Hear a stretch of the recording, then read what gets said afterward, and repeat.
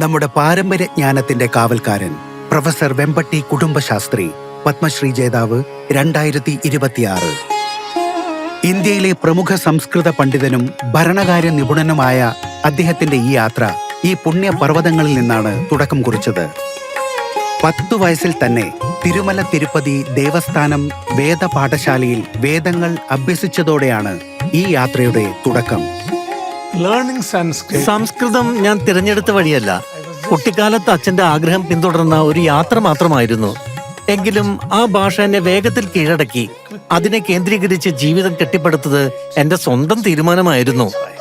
1950 ഗുഡ്ലവല്ലേറുവിൽ ജനിച്ച അദ്ദേഹം 10 അംഗങ്ങളുള്ള കുടുംബത്തിൽ ഒരു വലിയ കുടുംബത്തിലാണ് വളർന്നത്. പണം കുറവായിരുന്നെങ്കിലും മൂല്യങ്ങളാൽ സമ്പന്നമായിരുന്നു. വീട്ടു ചുമതലകൾ നിറവേറ്റുന്നതിനിടയിലും അമ്മ ഭക്തിഗാനങ്ങൾ പാടുമായിരുന്നു.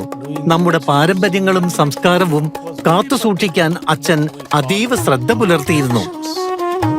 കൗമാരത്തിൽ ചെരുപ്പില്ലാത്ത കാലുകളും കനത്ത വേനലും അദ്ദേഹത്തിന്റെ വിദ്യാഭ്യാസ യാത്രയെ തടഞ്ഞില്ല. മികവിനായുള്ള തിരച്ചിൽ അതിലും ശക്തമായിരുന്നു. എന്റെ ഗുരുക്കന്മാർ എപ്പോഴും എന്നെ നയിച്ചിരുന്നു. ജോലി അന്വേഷിക്കാമെന്ന് ഞാൻ തീരുമാനിച്ചപ്പോൾ മഹാനായ കാഞ്ചി പരമാചാര്യൻ ശ്രീ ശ്രീ ചന്ദ്രശേഖരേന്ദ്ര സരസ്വതി മഹാരാജ് പറഞ്ഞു, അല്ല, നീ സംസ്കൃതത്തിൽ കൂടുതൽ മുന്നോട്ടു പോകണം. PhDക്ക് ശേഷം അധ്യാപകനായി തുടക്കം കുറിച്ച അദ്ദേഹം പിന്നീട് ഭരണരംഗത്ത് തന്റെ ഏറ്റവും വലിയ സ്വാധീനം സൃഷ്ടിച്ചു. രാഷ്ട്രീയ സംസ്കൃത സംസ്ഥാൻ ഡയറക്ടറായി, പിന്നീട് സെൻട്രൽ സംസ്കൃത സർവകലാശാല ഡൽഹിയായി മാറിയ സ്ഥാപനത്തിന് ഡീംഡ് സർവകലാശാല പദവി നേടാൻ അദ്ദേഹം ശക്തമായി പരിശ്രമിച്ചു. വൈസ് ചാൻസലറായി സോമനാഥ് സംസ്കൃത സർവകലാശാലയുടെ അടിസ്ഥാന സൗകര്യങ്ങൾ നവീകരിക്കാൻ ആവശ്യമായ പ്രധാന ധനസഹായം അദ്ദേഹം നേടി.